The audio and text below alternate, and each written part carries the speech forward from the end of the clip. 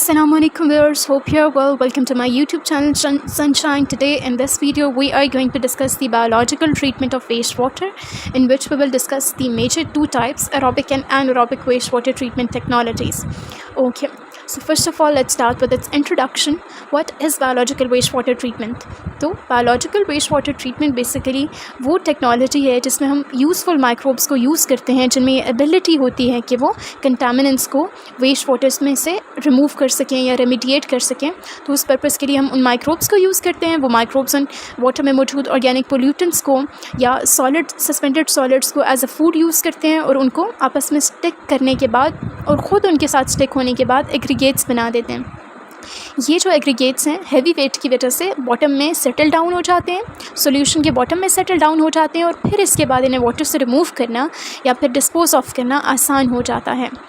What is the purpose of biological treatment? तो हमारे पास biological waste water treatment का यही गोल रहता है कि जो डीकम्पोज या डिटॉक्सिफाइड मटेरियल रेजिडुअल या जो स्लज क्रिएट हुआ है बॉटम में, उसको अब हम प्रॉपरली डिस्पोज ऑफ कर सकें। Biological treatment is used worldwide because they are cost effective. ठीक है, बाकी मैकेनिकल या केमिकल प्रोसेसेस की निस्बत ये ज़्यादा इकोनॉमिकल है, इसलिए इसे प्रेफर किया जाता है। अच्छा, वेस्ट वाटर में जब हमारे पास पोल्यूटेंट्स का लेवल एक नॉर्मल हद से बढ़ जाता है तो बायोलॉजिकल ऑक्सीजन डिमांड जो है वो भी बढ़ जाती है by the native organisms of that water body. क्योंकि हैवी मेटल्स की वजह से या ऑर्गेनिक मैटर की वजह से जो है ऑक्सीजन जो है वो डिप्लीट होकर रह गई है, उसकी अमाउंट डिक्रीज़ कर गई है। अब इसी वजह से वहाँ पे मौजूद जो ऑर्गेनिजम्स हैं, वाटर बॉडीज़ में मौजूद जो माइक्रोब्स हैं, उनको जो है ऑक्सीजन की ज़रूरत है। तो जब ये ऑक्सीजन सप्लाई नहीं की जाएगी या वेस्ट वाटर को ट्रीटेड फॉर्म में नहीं डाला जाएगा वाटर बॉडीज़ में, तो क्या होगा, हमें हार्मफुल इम्पैक्ट्स देखने को मिलेंगे इसके, जैसे कि वाटर पे एल्गल ब्लूम फॉर्मेशन हो जाएगी, यानी एल्गी की एनॉर्मस अमाउंट में प्रोडक्शन स्टार्ट हो जाएगी इस कंडीशन में। इसके अलावा एक्वाटिक ऑर्गेनिजम्स की डेथ स्टार्ट हो जाएगी और भी बहुत से हार्मफुल चेंजेस हमें देखने को मिलेंगे।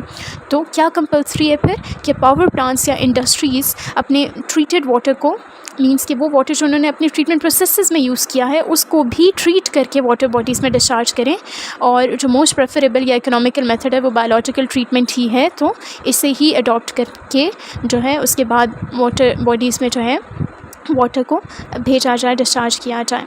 सो अब हम डिस्कस करते हैं टाइप्स ऑफ बायोलॉजिकल ट्रीटमेंट्स। दो मेजर टाइप्स हैं, aerobic and anaerobic. Aerobic name से ही इंडिकेट है, इसमें एयर ऑक्सीजन की सप्लाई दी जाएगी क्योंकि एरोबिक ऑर्गेनिजम्स के थ्रू रेमिडिएशन का पर्पस अचीव किया जा रहा है, जबकि एनारोबिक में जो है एनारोबिक माइक्रो ऑर्गेनिजम्स यूज़ हो रहे हैं तो उन्हें ऑक्सीजन की कोई डिमांड नहीं है। साइंटिस्ट ने इन दोनों एरोबिक और एनारोबिक बायोलॉजिकल ट्रीटमेंट टेक्नोलॉजीज़ को इस तरह से रिफ़ाइन किया है कि इसमें फ़र्दर जो है ना मुख्तलिफ़ कैटेगरी की टेक्नोलॉजीज़ को यूज़ करते हुए क्या अचीव किया जाए, maximum removal of organic substances को अचीव किया जाए और वेस्ट वाटर को क्लियर किया जाए, क्लीन किया जाए।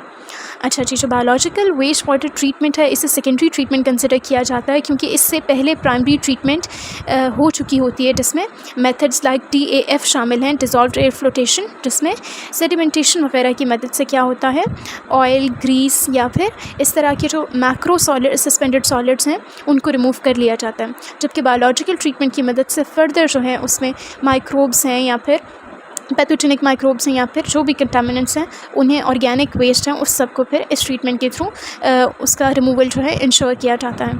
अच्छा जी, अब aerobic waste water treatment technology की बात करें तो वेस्ट वाटर को प्राइमरी ट्रीटमेंट से गुजारने के बाद सेकेंडरी ट्रीटमेंट के लिए यहाँ पर इस केस में एरेशन टैंक्स में डाला जाएगा। एरेशन टैंक्स में जो यूज़फुल माइक्रोब्स हैं वो सस्पेंडेड फॉर्म में मौजूद होंगे, वो वाटर में मौजूद वेस्ट वाटर में मौजूद ऑर्गेनिक मटेरियल को कंज्यूम करेंगे, उसे फिर ब्रेक डाउन करेंगे और उसके जो क्लम्प्स बना देंगे, और वो क्लम्प्स या फ्लॉक्स जो हैं वो चूँकि हैवी हो जाएंगे तो उनका रिमूवल या उन्हें रिट्रीव करना वेस्ट वाटर में से पॉसिबल होगा बिल्कुल। अब ये बायोलॉजिकल एरोबिक ट्रीटमेंट प्लांट की जो है पिक्टोरियल रिप्रेजेंटेशन शो की गई है। इसके बाद हमारे पास जो सेटल्ड सॉलिड होता है एरेशन टैंक्स में, उसका जो सस्पेंडेड सॉलिड उसमें मौजूद है, या तो हम उसे रिसाइकिल कर लेते हैं या वो एक्सेसिव फॉर्म में हो तो हम उसे डिस्पोज ऑफ कर देते हैं। अच्छा, ये जो एक्टिवेटेड स्लज ट्रीटमेंट सिस्टम्स हैं एरोबिक ट्रीटमेंट टेक्नोलॉजीज़ में, इन्हें जो है लार्जर स्पेस रिक्वायर्ड होती है और इनमें लार्जर अमाउंट ऑफ स्लज भी क्रिएट होता है, लिहाजा उस स्लज की डिस्पोजल के लिए जो है हमारी कॉस्ट जो है लगती है। लेकिन जो ओवरऑल इन सिस्टम्स उसकी मेंटेनेंस के लिए इनकी कैपिटल कॉस्ट इतनी ज़्यादा नहीं होती as compare to other technologies. So system wise ये सूटेबल है, लेकिन जो स्लज क्रिएट होता है उसकी फ़र्दर डिस्पोजल के लिए हमें जो है कॉस्ट लगानी पड़ती है, अपना पैसा खर्च करना पड़ता है। अब एरोबिक टेक्नोलॉजीज़ में ही हमारे पास सबसे पहले हम डिस्कस करने जा रहे हैं फिक्स्ड बेड बायोरिएक्टर्स FBBRs। तो ये हमारे पास इंडस्ट्रियल ट्रीटमेंट सिस्टम्स, मतलब इंडस्ट्रीज़ में जो वेस्ट वाटर है उसकी ट्रीटमेंट के लिए ये जो है बनाया गया ये बायोरिएक्टर, और 1970s या 80s में इसको बनाया गया था। मल्टीपल चैम्बर टैंक्स पे ये मुश्तमिल होता है और इसमें जो है सिरेमिक, पोरस फोम या plastic as a media use होते हैं, और ये एक बेड फॉर्म करते हैं, ठीक है, जिसमें से बेसिकली वेस्ट वाटर को गुजारा जाता है। और ये बेड जो है मोबाइल नहीं है, मूवेबल नहीं है, आगे मूवेबल वन पढ़ेंगे। ये जो है FBBR ये इमोबाइल बेड्स हैं जिनसे वेस्ट वाटर को पास कराया जाता है। और इन बेड्स में फिर क्या होता है, चूँकि सारी बात है प्लास्टिक में और इस तरह की तमाम चीज़ों में, पोरस फॉर्म में, सिरेमिक्स में, जो कि पोरस इन नेचर है, जो वेस्ट है उसको ट्रैप कर लिया जाता है। ओके, अब फॉल बायोलॉजिकल ट्रीटमेंट FBBR जो हैं उनमें इसके साथ साथ माइक्रोब्स भी यूज़ हो रहे होते हैं, जो कि स्मॉल स्पेस में ही ज़्यादा सारे जो है इफेक्टिव माइक्रोब्स होते हैं, जिसकी वजह से हमारा एफिशिएंटली पर्पस जो है ट्रीटमेंट ऑफ वेस्ट वाटर का अचीव हो जाता है। अच्छा जी, the media is engineer to have a high enough surface area to encourage a robust biofilm formation. यानी मीडिया के ऊपर क्या होता है, बायोफिल्म यानी माइक्रोब्स एक लेयर बना देते हैं, ताकि जब वेस्ट वाटर उसमें से पास हो तो कंटेमिनेंट्स जब ट्रैप हों पोर्स में तो ये उन्हें एफिशिएंटली क्या करें, ब्रेक डाउन कर दें, रिमूव कर दें। तो इस वजह से अब जो स्लज क्रिएट होगा वो माइक्रो ऑर्गेनिजम्स की एफिशिएंट एक्टिविटी की वजह से लेस क्रिएट होगा, और इस तरह से हमारे पास स्लज फॉर्मेशन कम होगी तो उसकी डिस्पोजल पे भी कॉस्ट कम आएगी। अच्छा जी, अब ये वेल इंजीनियर्ड फिक्स्ड बेड्स जो हैं क्या करते हैं, इनमें चूँकि माइक्रोब्स भी अपना फंक्शन परफॉर्म करें तो इनमें इनकी मीडिया में, इन बेड्स में किसी तरह की प्लगिंग नहीं होती, रुकावट नहीं आती, बल्कि ये फ्लो में इनका जो मैकेनिज़्म है वो चलता रहता है। More advance biological processes can be facilitated with these systems. यानी बायोलॉजिकल प्रोसेसेस में हम वेस्ट वाटर ट्रीटमेंट में उसकी नाइट्रिफिकेशन करना चाह रहे हैं, डीनाइट्रिफिकेशन करना चाह रहे हैं, या डीसैलिनेशन यानी सॉल्ट का रिमूवल करना चाह रहे हैं, सल्फाइड की रिडक्शन करना चाह रहे हैं, या एनारोबिक अमोनिया ऑक्सीडेशन करना चाह रहे हैं, ये तमाम बायोलॉजिकल प्रोसेसेस जो हैं वो अचीव हो जाते हैं इस FBBR के थ्रू। क्योंकि हमने स्टार्ट में डिस्कस किया था कि ये मल्टी चैम्बर्ड टैंक्स इसमें मौजूद होते हैं और उन तमाम में यूनिक बैक्टीरियल पॉपुलेशंस मौजूद होती हैं जो हर तरह के वेस्ट को ट्रीट करती हैं। Okay, now we are going to discuss moving bed bioreactors. तो ये 1980s में नॉर्वे में सबसे पहले इन्वेंट किए गए थे, और इनमें जो एरेशन टैंक्स हैं उनमें small moving polyethylene biofilm carriers मौजूद हैं, ठीक है। ये वेसल के अंदर ही प्लेस्ड होती हैं और एज अ सीव काम करती हैं। तो ये जो मूविंग बायोफिल्म पिछले जो थे वो हमारे पास एक ही जगह मौजूद थे, और ये मूविंग बायोफिल्म कैरियर्स हैं, और इनका पर्पस होता है कि ये जो हाई बायोलॉजिकल ऑक्सीजन डिमांड वाला वेस्ट वाटर है तो इसको जो है पास कराया जाए, ट्रीट किया जाए विदाउट एनी प्लगिंग, यानी किसी किस्म की रुकावट यहाँ पर भी ना आए। तो जैसा कि आप देख सकते हैं मूविंग बेड बायोरिएक्टर्स में फर्दर आगे क्लैरिफायर भी मौजूद होता है, जिससे गुजारने के बाद जो है हमारे पास एफ्लुएंट जो है, ट्रीटेड एफ्लुएंट, यानी वो वाटर जब ट्रीटेड फॉर्म में रिलीज़ हो रहा है उसे हम एफ्लुएंट कहते हैं, वो फिर क्लैरिफायर से गुजरने के बाद रिलीज़ होता है, और जो एक्टिवेटेड स्लज है बॉटम में बैठता है उसे हम नीचे से क्लीनिंग सिस्टम से जो है रिमूव कर लेते हैं, ड्रेनेज सिस्टम से रिमूव कर लेते हैं।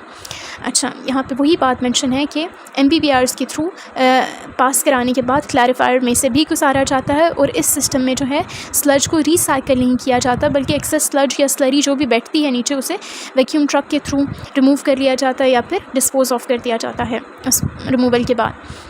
अच्छा जी, अब ये वाली टेक्निक जो है वो BOD को लो एफ्लुएंट लेवल में कन्वर्ट करने के लिए यूज़ नहीं की जाती, बल्कि मेन इसका पर्पस इन तरह के वेस्ट वाटर्स को ट्रीट करने का होता है जो कि फूड और बेवरेज फैसिलिटीज़ से आते हैं, मीट प्रोसेसिंग सिस्टम से आते हैं, पैकेजिंग प्लांट्स, पेट्रोकेमिकल फैसिलिटीज़ या रिफाइनरीज़ में जो वाटर यूज़ होता है उसमें जिस तरह की कंटामिनेंट्स हैं उसकी रेमिडिएशन के लिए, उन कंटामिनेंट्स की रेमिडिएशन के लिए ये मेथड या ये बायोरिएक्टर ज़्यादा सूटेबल हैं। Okay, now we will discuss membrane bioreactors MBR, जो कि 1990s से कॉमनली यूज़ होना शुरू हुए थे। इन एरेशन टैंक्स में जो मेम्ब्रेन मॉड्यूल्स हैं उन्हें सबमर्ज कर दिया जाता है, ठीक है। अब उन मेम्ब्रेन्स में किसी तरह की रुकावट ना आए, डर्ट, डस्ट या कंटामिनेंट इकट्ठे ना हो, तो कॉन्टिन्यूस ब्लोइंग की जाती है, एयर स्कोर दिया जाता है। ओके, MBR जो है वो कंपैरेटिवली एडवांस टेक्नोलॉजी है, और इसमें जो सेडिमेंटेशन के मेथड के बजाय किस तरफ हम आएँ, फिल्ट्रेशन के मेथड की तरफ आएँ। पहले मोस्टली हम क्या कर रहे थे, जो सेडिमेंट्स था, जो सॉइल सस्पेंडेड सॉलिड्स था, वो नीचे बॉटम में कलेक्ट करके सेपरेट आउट कर रहे थे। जबकि यहाँ पे हम क्या कर रहे हैं, उसे फ़िल्टर कर रहे हैं। एक साइड पे वो रह जाएगा कंटामिनेंट और क्लीन वाटर जो है वो मेम्ब्रेन से होता हुआ दूसरी साइड से निकल आएगा। तो इस केस में भी जो हमारे पास POD वाला वाटर है जिसमें बायोलॉजिकल ऑक्सीजन डिमांड ज़्यादा है या टोटल सस्पेंडेड सॉलिड ज़्यादा है, तो उस केस में इन दो चीज़ों को ट्रीटमेंट के लिए ये वाला जो मेथड है या बायोरिएक्टर है ये ज़्यादा सूटेबल है। जैसा कि आप डायग्राम में भी देख सकते हैं कि जो बायोरिएक्टर हैं, microbes as a bioreactor behave कर रहे हैं वो, और इसके साथ साथ जो कंटामिनेंट्स हैं या सस्पेंडेड सॉलिड है वो मेम्ब्रेन की एक साइड पर रह जाएंगे, जबकि क्लियर वाटर जो है वो मूव आउट कर जाएगा after filtration. Okay, MBR system जो है वो इनकी जो डिज़ाइनिंग है वो वेरी करती है according to the nature of the waste water, कि उसमें किस तरह के कंटामिनेंट्स मौजूद हैं। तो उस फॉर्म में ही हम मेम्ब्रेन्स जो हैं यूज़ करेंगे। लेकिन एक टिपिकल MBR में क्या क्या चीज़ें मौजूद होती हैं? एरोबिक ट्रीटमेंट टैंक होते हैं, उन टैंक्स के लिए प्रॉपर एरेशन सिस्टम मौजूद होते हैं, मिक्सर्स होते हैं ताकि मेम्ब्रेन में किसी तरह की कोगुलेशन ना हो, देन मेम्ब्रेन टैंक्स होते हैं, क्लीन एंड प्लेस सिस्टम्स होते हैं, हॉलो फाइबर्स या अल्ट्रा फिल्ट्रेशन मेम्ब्रेन्स यूज़ होते हैं ताकि इवन स्मॉल सस्पेंडेड सॉलिड्स को भी रिमूव कर लिया जाए। तो इस तरह से इस सिस्टम की क्लीनिंग में इसकी प्रॉपर मेंटेनेंस में हमारा काफ़ी जो है कॉस्ट लगती है, इसीलिए ये high capital, high operating, high maintenance cost के तौर पे ये वाला जो सिस्टम है वो जाना जाता है। Now we will discuss biological trickling filters. तो बायोलॉजिकल ट्रिकलिंग फ़िल्टर्स जो हैं वो डुअल इन नेचर हैं, यानी डुअल फंक्शनैलिटी है इनकी। ना सिर्फ ये वेस्ट वाटर की ट्रीटमेंट के लिए यूज़ होते हैं बल्कि एयर में से भी ऑर्गेनिक कंटामिनेंट्स को रिमूव करने के लिए यूज़ होते हैं। और इनमें भी यही होता है कि जो वेस्ट वाटर है या एयर है उसे एक मीडिया से पास कराया जाता है, और मीडिया में भी फर्दर बायोफिल्म मौजूद होती है उसकी सरफेस पे। और जो बायोफिल्म है वो aerobic as well as anaerobic दोनों बैक्टीरियाज जो हैं वो फॉर्म कर सकते हैं। और इसके साथ साथ फिर जो ऑर्गेनिक कंटामिनेंट्स ट्रैप होते हैं वाटर, वेस्ट वाटर या एयर में से, पोल्यूटेड एयर में से, उनको फिर ये जो बायोफिल्म फॉर्म हुई होती है माइक्रोब्स की हेल्प से उन्हें ट्रीट कर लिया जाता है, डिस्ट्रॉय कर दिया जाता है। सो ये हमारे पास म्यूनिसिपल वेस्ट वाटर की ट्रीटमेंट के लिए बायोलॉजिकल ट्रिकलिंग फ़िल्टर्स सूटेबल हैं। इसके साथ साथ एयर रेमिडिएशन में H2S की रिमूवल के लिए ये मोस्ट सूटेबल हैं। और ऐसे वाटर जिनमें ऑर्डर को रिमूव करना आपका पर्पस हो, बैड ऑर्डर को रिमूव करना आपका पर्पस हो, तो तब भी आप इन्हीं को यूज़ करते हैं, प्रेफर करते हैं। जैसे कि आप डायग्राम में देख सकते हैं कि प्रॉपर जो है मीडिया मौजूद है, मीडिया में पास होने के बाद जो है वाटर जो है नीचे एफ्लुएंट क्लीन वाटर निकाल लिया जाएगा, जबकि ड्रेनेज सिस्टम के थ्रू जो है जो इसमें सस्पेंडेड मटेरियल था उसको रिमूव कर दिया जाएगा। Now we are going to discuss anaerobic waste water treatment technologies. तो इसमें मोस्ट कॉमन हमारे पास up flow anaerobic sludge blankets आते हैं। इन सिस्टम्स के थ्रू बायोगैस भी रिलीज़ होती है, मीथेन गैस जिसे हम कहते हैं, और जो हमारे पास वाटर है जिसे हम एफ्लुएंट कहते हैं वो ट्रीटेड फॉर्म में रिलीज़ हो जाता है, और बॉटम पे जो स्लज क्रिएट होता है वो एनारोबिक इन नेचर होता है। तो वेस्ट वाटर को सबसे पहले जब हम इस सिस्टम के बॉटम से पंप करते हैं तो हमारे पास जो है वो एक ब्लैंकेट ऑफ स्लज में से गुजरता है। स्लज जो है वो मज़ीद क्या करेंगे, वाटर में मौजूद स्लज को अपने साथ बाइंड कर लेंगे। इसके साथ जो ऊपर हमारे पास हुड है वहाँ से बायोगैस रिलीज़ हो जाएगी, और टॉप में से एफ्लुएंट रिलीज़ हो जाएगा, और बॉटम या लोअर रिएक्शन जोन से जो है वो सस्पेंडेड सॉलिड्स हैं वो वहाँ पर इकट्ठे हो जाएंगे। तो इस तरह gas liquid solids gas liquid separator से पास होने के बाद सेपरेट हो जाएंगे आपस से। जो बायोगैस यहाँ पे रिलीज़ होगी उसे हम फ्लेयर कर सकते हैं, यहाँ पर इलेक्ट्रिसिटी जनरेट करने के लिए यूटिलाइज़ कर सकते हैं। ये एक बायोलॉजिकल एनारोबिक ट्रीटमेंट प्लांट की डायग्राम है।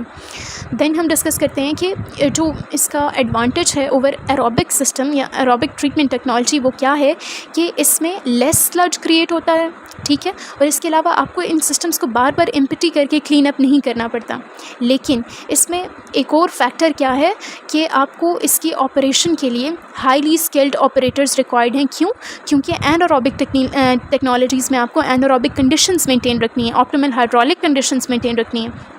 तो उसको अगर आप फुलफ़िल करेंगे तो आपके लिए ये मैनेज करना मोर ईजियर है।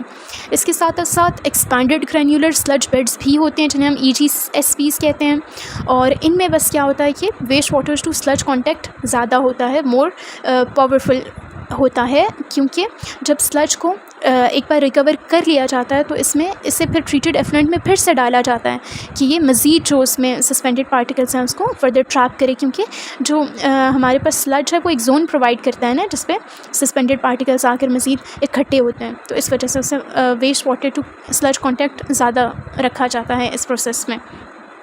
अच्छा जी, हमारे पास UASP की डायग्राम है। जैसा कि आप देख सकते हैं कि स्लज ग्रैन्यूल्स भी बन रहे हैं और यानी उनके एग्रीगेट्स बन रहे हैं जो कि बॉटम से कलेक्ट कर लिए जाएंगे, क्लियर वाटर आउटलेट से रिमूव कर लिया जाएगा और बायोगैस यानी मीथेन जो है वो टॉप हुड चैम्बर से ले ली जाएगी।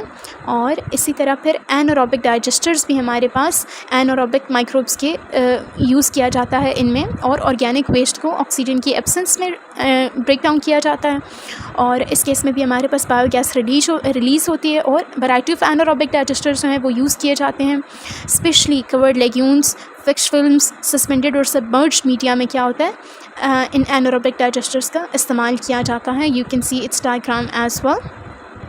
So hope you have understand all the types, all the major types and subtypes of biological treatment technologies.